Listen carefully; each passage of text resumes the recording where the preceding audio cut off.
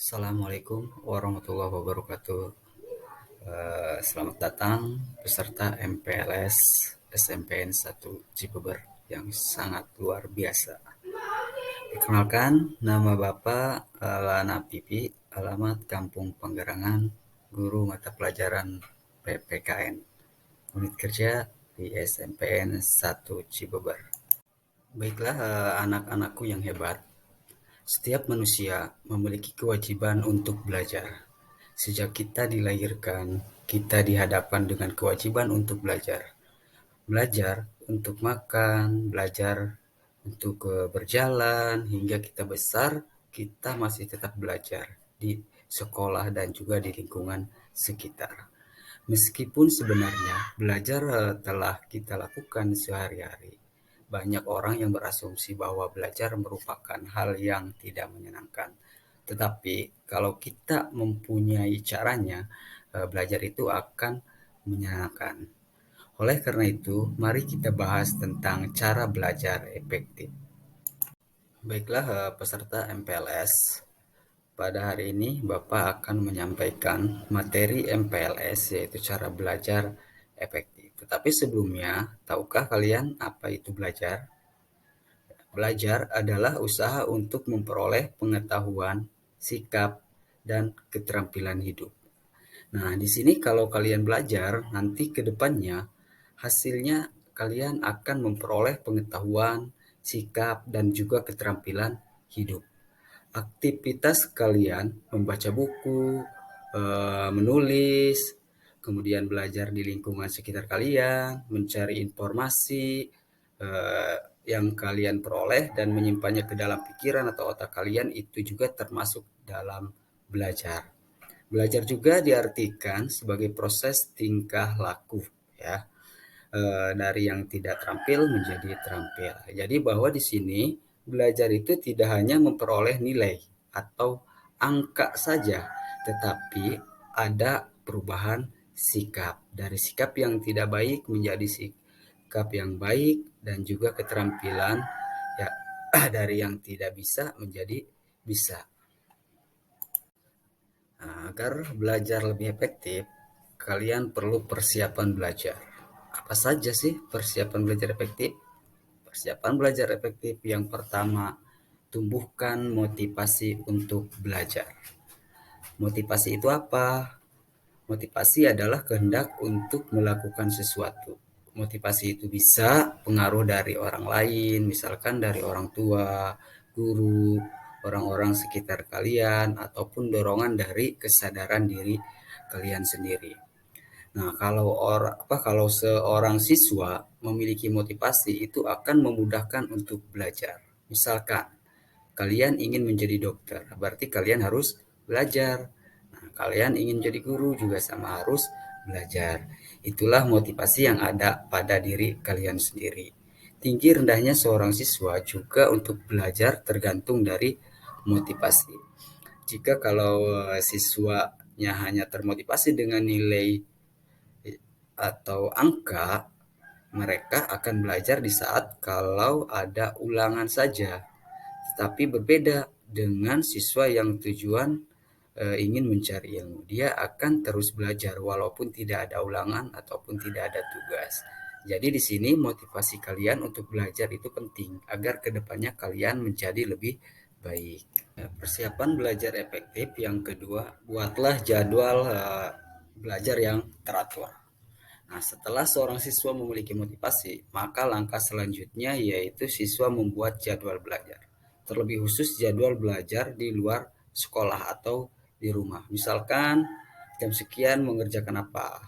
Misalkan setelah maghrib, ngaji, sholat isya, membaca buku, mengerjakan tugas sekolah, dan seterusnya. Dan jadwal yang sudah dibuat itu jangan lupa harus dipatuhi dan juga diterapkan. Jangan sampai dijadikan sebagai pajangan saja. Ya. Yang ketiga, persiapan belajar efektif yaitu siapkan fasilitas belajar. Apa saja? Misalkan tempat belajar yang nyaman buat kalian. Mungkin penerangan lampunya yang harus terang, siapkan alat tulis, buku belajar, dan lain sebagainya. Dan yang keempat, persiapan belajar efektif yaitu jaga stamina, baik jasmani maupun rohani. Nah, kalau kita sakit, apakah kita bisa belajar dengan baik? Tentu tidak kan? Maka untuk itu, kalian harus menjaga jasmani maupun rohani kalian. Apa saja itu? Misalkan makan, minum yang teratur, makan makanan yang sehat, yang bergizi, olahraga yang teratur, istirahat teratur, dan tidak lupa untuk selalu berdoa. Jadi semuanya itu harus teratur. Jangan sampai misalkan malam kalian tidur jam 12. Nah, kalau tidur jam 12 malam, nanti pagi-pagi kalian akan ngantuk. Terus belajar di sekolah nanti tidak bisa tidak semangat dan juga tidak akan fokus. Nah, setelah persiapan belajar efektif, apalagi yaitu cara belajar efektif. Apa saja cara belajar efektif? Yang pertama yaitu persiapkan pelajaran dengan baik. Artinya, kalian membaca materi pelajaran yang akan diajarkan besok pagi. Misalkan besok pagi ada pelajaran PKN Matematika ataupun Bahasa Indonesia. Nah, nanti malamnya itu kalian belajar dulu. Gitu. Jadi besok pagi kalian diajar oleh Bapak Ibu guru di sekolah, nanti kalian minimal sudah tahu berapa persen kalian akan paham apa yang disampaikan oleh Bapak Ibu guru nanti gitu ya. Jadi selain itu juga kalian harus membawa perlengkapan pelajaran untuk besok paginya. Misalkan besok pagi ada pelajaran bahasa Indonesia, berarti kalian harus bawa buku bahasa Indonesia. Jangan sampai besok pagi pelajaran bahasa Indonesia kalian malah membawa buku pelajaran yang lainnya gitu, tidak sesuai dengan jadwal pelajaran yang sudah kalian buat gitu ya. Jadi cara belajar yang efektif yang kedua yaitu menyimak penjelasan guru dengan baik dan penuh konsentrasi. Nah, jadi kalau Bapak Ibu guru menjelaskan, dengarkan dengan baik ya, perhatikan. Jangan sampai waktu Bapak Ibu guru sedang menjelaskan, kamu malah asik bermain sendiri gitu. Kemudian guyon, bercanda dengan teman yang ada di depan, dengan teman yang ada di belakang kamu gitu ya. Nah, nanti kalau kalian berbuat seperti itu, maka penjelasan atau apa yang Bapak Ibu guru sampaikan nantinya tidak akan paham dan tidak mengerti gitu. Nah, cara belajar efektif selanjutnya yaitu mencatat hal-hal yang penting dari penjelasan guru gitu ya. Jadi setelah Bapak Ibu guru menjelaskan, jangan lupa hal-hal yang penting itu bisa kalian catat gitu ya. Yang selanjutnya yaitu aktif bertanya kepada guru dan teman hal-hal yang belum dipahami itu. Jadi kalau ada Bapak Ibu guru menjelaskan, jangan lupa kalian untuk bertanya kalau memang kalian tidak paham atau belum paham ya. Tidak usah malu, tidak usah takut gitu. Jadi boleh bertanya kepada Bapak Ibu guru ataupun kepada teman.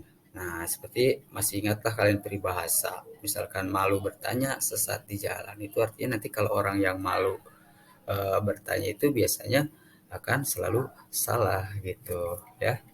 Terus selanjutnya yaitu rajin mengerjakan tugas yang diberikan dan mengumpulkan tepat waktu ya. Kalau ada PR, kerjakan di rumah. Kan namanya PR, pekerjaan rumah, bukan PS ya. Kalau PS pekerjaan sekolah gitu. Jadi eh, itu bisa dikerjakan di rumah kalau PR. Boleh dikerjakan berkelompok ataupun dikerjakan sendiri gitu ya. Kemudian misalkan tugasnya di hari Senin dan dikumpulkannya di hari Rabu, berarti kalian hari Rabu harus mengumpulkan tugasnya gitu ya. Nah, kenapa? Karena tugas itu ada nilainya. Kalau kalian ingin mendapatkan nilai yang baik, silahkan tugasnya dikerjakan. Ya, itulah materi tentang cara belajar efektif. Ya, demikian materi yang bisa Bapak sampaikan. Selama kalian belajar di SMPN 1 Jabar, jangan lupa diterapkan dan dilaksanakan ya. Dan satu lagi, jangan lupa nanti jangan lupa nanti kalian untuk menjawab soal-soal atau pertanyaan-pertanyaan dari materi tentang cara belajar efektif ini ya, yang ada di link. Nanti ya Bapak berikan linknya Ya, jangan lupa dibuka nanti linknya. Ya, terima kasih. Semoga materi hari ini bermanfaat buat kalian. Assalamualaikum warahmatullahi wabarakatuh.